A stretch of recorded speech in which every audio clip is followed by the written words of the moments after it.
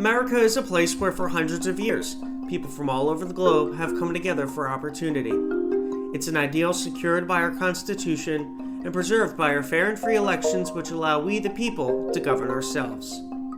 Therefore, each of us as Americans have a responsibility to uphold this self-governance and elect representatives who will put our collective interests above their own. Given this opportunity in elections of all kinds, this is what makes America, America. The ability for any citizen to cast a ballot and participate in democracy, paving the way forward for the future of our country. But America is at an impasse. In the days, weeks, and months following the 2020 election, misinformation and conspiracy about the veracity of results gained significant traction. We were getting ready to win this election. Frankly, we did win this election. While election administrators were harassed and told to change the legitimate results of an election. The people see you stealing this election. We are watching you! The truth of the matter, though, is that there was no need for concern about the results.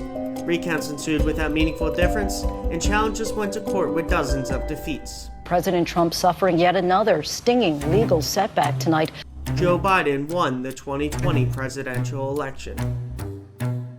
Election denialism stemming from 2020 has eroded the public's confidence in our election processes, needlessly jeopardizing our constitutional republic and shaking the fabric of who we are. But America can do better, and a path forward is possible. We might begin by offering assurances that our elections are already safe and secure, to quell fears and address doubts. But then, we must restore truth to public discourse, and share in the understanding that the United States rigorously conducts its elections. A journey which may begin by looking back, then looking ahead on the road to the vote to ease anxiety ahead of this November.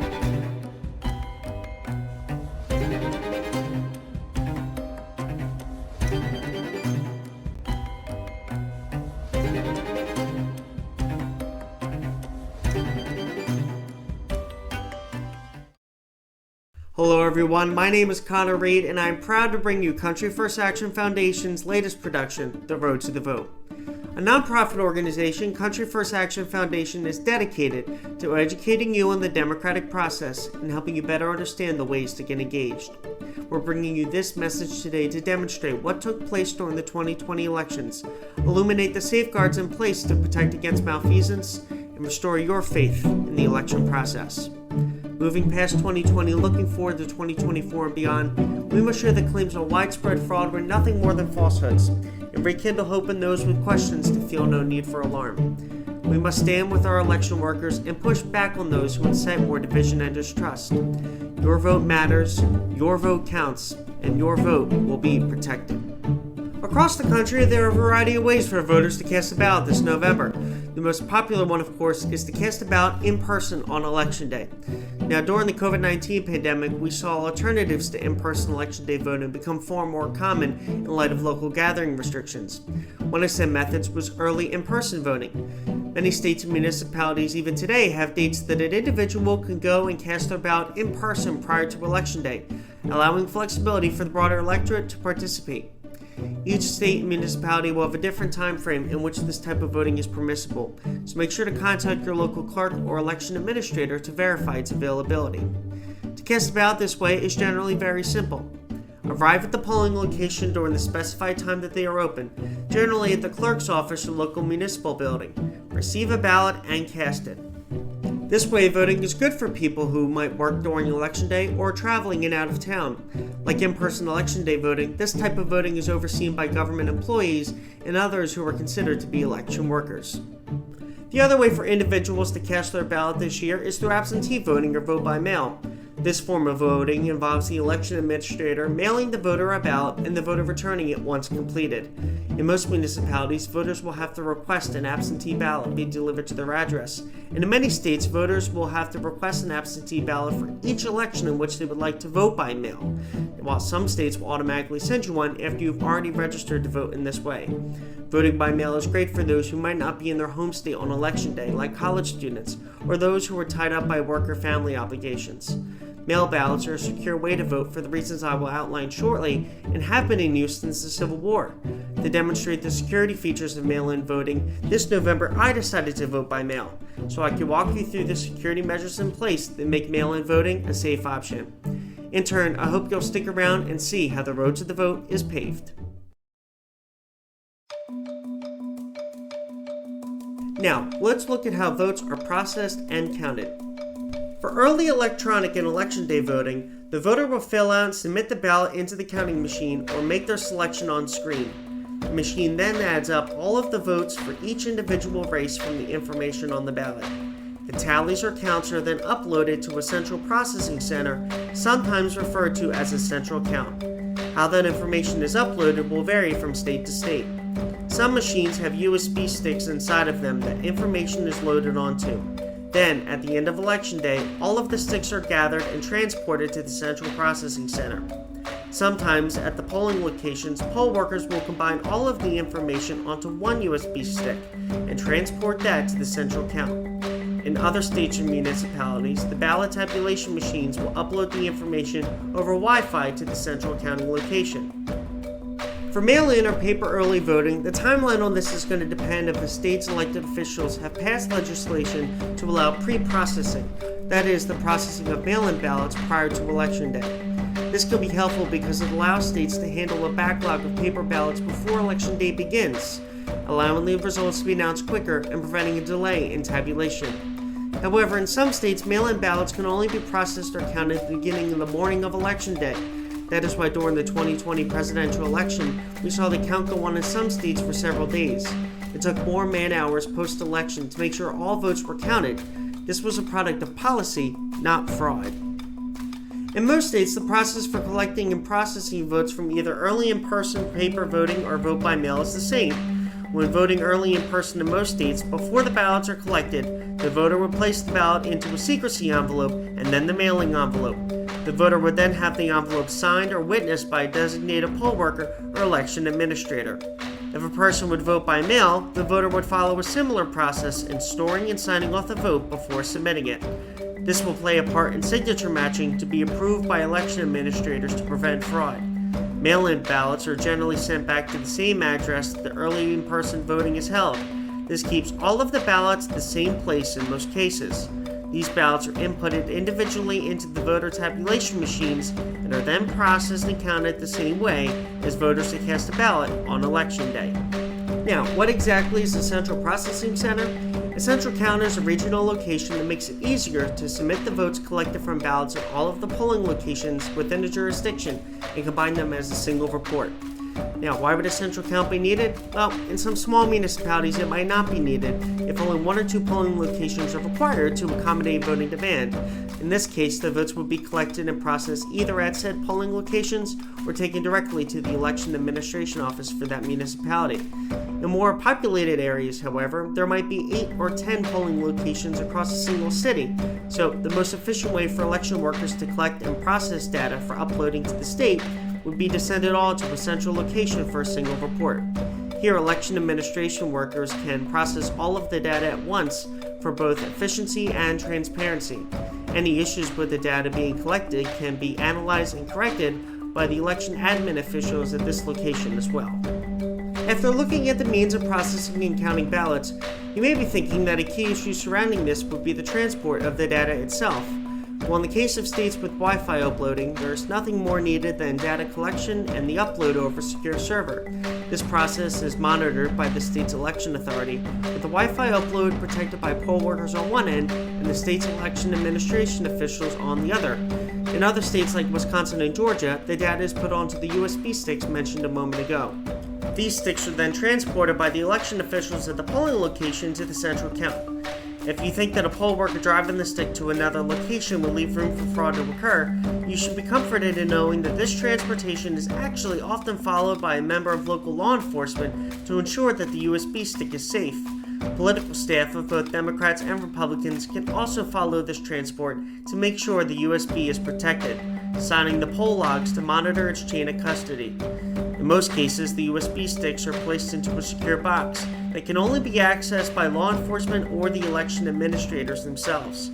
The poll worker transporting the stick is usually not able to access it all during the trip. If they were able to access the stick, they are all encrypted to make sure that no one could falsify the data. Upon tabulation at the central count, there will be time for recounts to be filed before the final tally is certified by the election authority, drawing upon the ministerial close of the election. This entire process is one that can take a long time, yet is extensive and leaves little room for fraud to occur. Many of you may have questions about what is being done to stand against threats to our results, even if the tabulation itself is secure. For example, what prevents someone from voting in person at one precinct and then going to another polling site and voting in person again? For most municipalities, the process to obtain your ballot will be to verify the address at which you are registered to vote. You would then sign the voter roll books, usually maintained by a poll worker, verifying your address and your ballot number. Polling sites cover a certain geographical area, so if you were to go to a polling site that doesn't cover the location of where your registered address is, you would be rejected and then sent to the polling location that does. How do we stop double voting by mail and in person? Voters are often assigned a ballot number with a specific barcode that links to the respective voter's voter profile. In Arizona, a swing state with this barcode registry, if a voter were to attempt to vote twice, say by mail and then showing up in person, the election worker would see that this person already had a cast ballot on their record, not permitting them to vote twice. The signature matching on the rolls and the mail-in envelope verify identity. The barcodes verify that only a single vote is cast by one person. Isn't voting by mail eliminating the secret ballot? How is my voting by mail maintained as anonymous? This is all done while maintaining anonymity because for mail-in ballots, the barcode on your outer envelope is scanned to register you a voter to your voter profile, then your ballot is removed and separated from your sending envelope, maintaining anonymity. Your mail-in ballot is also going to include tamper-evident security measures to indicate if your ballot had been opened prior to processing. What voter identification laws, if any, are on the books and in practice? This varies greatly from state to state. In states like Wisconsin, voters must provide identification while registering to vote, and as they pick up their ballot, state identification showing their address, photo, and name before they're able to cast their ballot. Some states don't require voter identification in order to receive a ballot, but the safety measures above cover the basis of what voter ID simply provides another layer of confirmation for. How do voting machines work? Are there security numbers on any of these that are keys to the integrity of results? As a reminder, voting machines or ballot tabulation machines are machines that receive ballots, count ballots, store ballots until picked up, and begin to create a data sheet based on the ballots taken in. The data sheet will list the particular race, candidates, and the number of votes the candidates receive. Machines are sometimes connected to the internet while others are not. This is going to depend upon the machine that the state or municipality uses. Each ballot machine, though, will have a unique serial number or barcode number that ballots will generally be able to be tracked to, which is helpful in the event of recounts. What does signature matching look like for mail-in ballots? Signature matching is the process of matching a voter's signature that is on their mail-in ballot with a proof of their signature previously on record for verification, typically what is on your driver's license or any other signature submitted to local authorities, like in the case of any previous mail-in ballots that you've submitted. Signatures can change over time though, so that's why many election clerks refer to a couple of your most recent signatures. Signatures are matched by the characteristics of your handwriting, from the stems and strokes to the termination of your letters. The signature has to match in order for the vote to be counted. What role do provisional ballots play? Provisional ballots may be issued if someone believes that they are registered to vote, but the election worker doesn't see them on the rolls. After the election concludes and ballots begin to be counted, the provisional ballot will be sent to the election authority to see if the person had already registered to vote. If they are registered, then the ballot will be removed from its secrecy envelope and counted. If they are not registered to vote, the vote of course will not count. Sometimes this happens when people move and forget to update their address with the election authority. Provisional ballots are also used in the event that someone was issued a mail-in ballot and then shows up to vote in person. If the mail-in ballot is not received, the provisional ballot will count. Otherwise, the provisional ballot will not be counted, thereby preventing double voting. We've spent some time covering how to vote and how our votes are protected by election workers. Now, let's look at some of the most frequent claims of fraud and look deeper into how safe and secure our elections actually are. A few false election claims you may hear include, how safe is mail-in voting? Won't someone just throw it away and toss out my vote? First, let's look into the process of mail-in voting and how each person who handles mail-in votes securely transports them.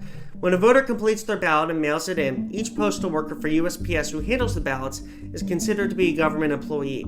Each USPS worker must uphold strict standards when handling this type of mail.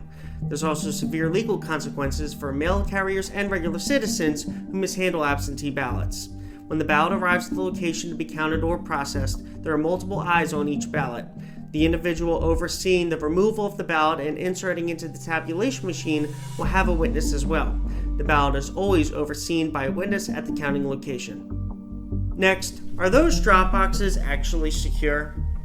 Yes, most often drop boxes are outside of municipal buildings. This means that a lot of government employees and often election administrators themselves can oversee the drop box. Very rarely are they in a location without many witnesses. Another thing to consider is the box themselves. Drop boxes are a secured box that prevent tampering. Similar to USPS boxes for mail, there are many locks and security features to prevent malicious intent. In many municipalities, the drop boxes are placed in a well-lit area with cameras to ensure security. How do we really know that people are voting themselves by mail? The aforementioned security features on mail-in ballots ensures that mail-in voting is safe and secure. The signature matching by election workers makes sure that the signature signed on the ballot matches the signature of the voter who requested the ballot. The address match makes sure that the voter listed lives at that address.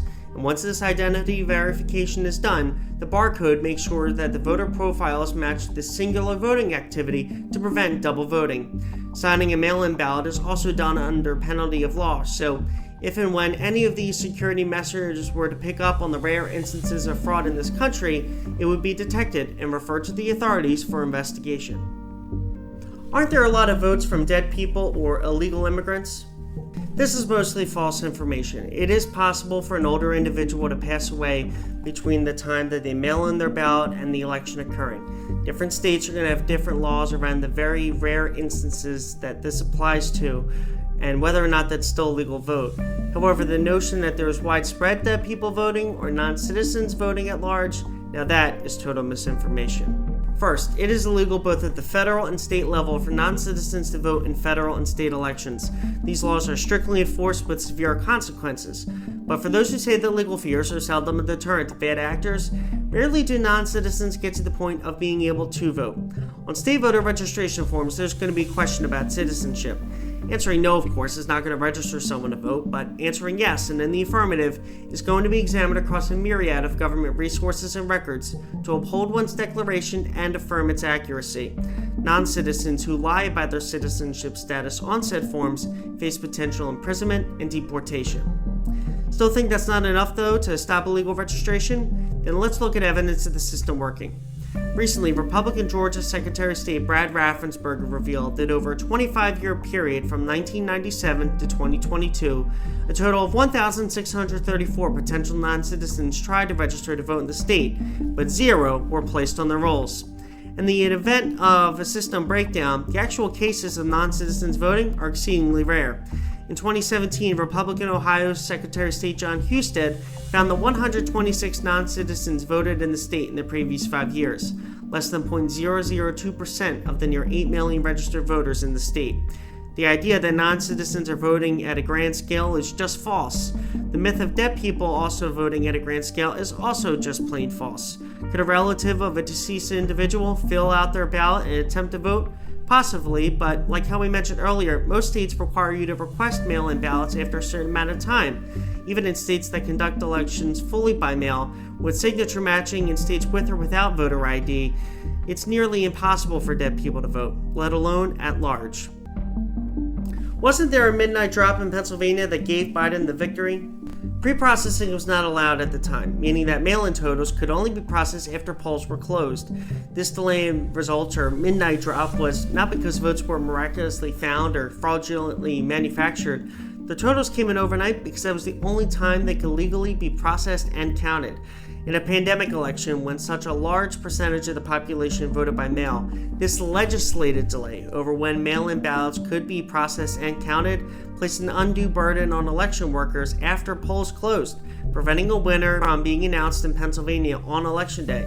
For those who bring up a Democratic skew in mail-in results, day of election voting skewed heavily Republican, appearing to give former President Trump a large lead into the night, in part because he told supporters that mail-in voting could not be trusted, while the Biden campaign rightly acknowledged that mail-in voting was a safe option. This discouraged Republicans from voting by mail and sent them in droves to the polls on Election Day, which were going to have results quicker.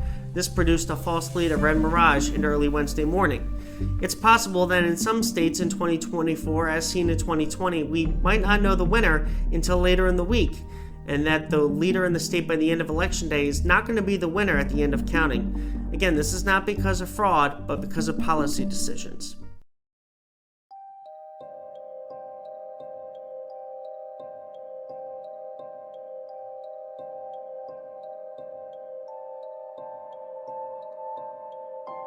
Across the country, poll workers and election administrators are working hard to ensure that each of us can vote safely and securely ahead of an election which will likely be a landmark event in American history. They're working to show that every vote matters, every vote counts, and every vote is protected. As the votes are tabulated, may we also count on respecting the peaceful transfer of power and lowering the temperature of the room. Such is vital to our democratic process and our broader civility. And may we remember that even in the pursuit of political gain, there are real consequences for refuting this, not only for our body politic, but for your legal standing as well. No matter who or what party wins in November, our elections are secure due to the people who are running them. Our faith in our elections and our election officials is unshakable, and yours should be too.